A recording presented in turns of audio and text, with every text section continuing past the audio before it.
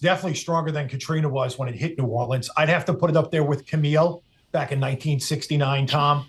Camille was a storm that produced gusts over 200 miles an hour.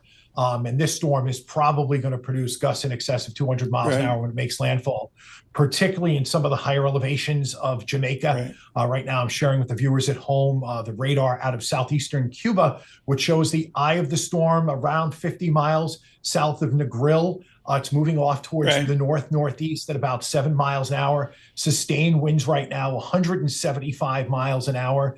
It is producing copious amounts of rain right now across the central and western part of Jamaica. Landfall, if I had to guess, is probably going to be around Savannah, Lamar in southwestern Jamaica, to the west of White House, Jamaica, and not Right. as far west as Negril. It's going to be about a 60-mile wide area that just gets buzzsawed. It's the equivalent of bringing an EF4 tornado ashore Right. that's 60 miles Okay. wide, and that's like the second strongest type of tornado we can get here in the United States. As it moves north across Cuba, can pros like you predict whether it turns left or turns right or goes straight? Well, it's going to continue moving northeast. The steering currents in the Caribbean have been very, very weak the last week or so, and this is why the storms move so slowly.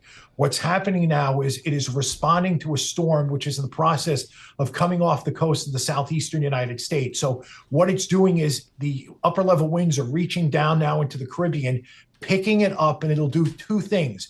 Turn it to the northeast, which it has done, and it'll start to accelerate it. Yesterday, the motion was about 3 miles an hour. It's up to 7 miles an hour, and that will continue to increase today, tonight, tomorrow, Tom, getting it across Cuba overnight, up into the Bahamas, probably during the day on Thursday. And then by Friday, it's going to be approaching Bermuda as a storm converting from a hurricane to an extratropical low. Scott, get one more in here. So the National Hurricane Center says the storm's winds are likely to cause total structural failure. Those are some strong words. Rob, when was the last time we knew in advance of such a devastating storm, and did it come to fruition?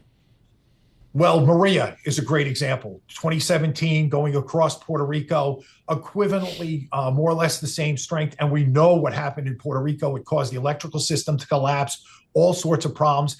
The only benefit, Scarlett, for this storm is that it's going to cross a narrow portion of Jamaica. It's not going directly across the central portion of the island, either south to north or east to west.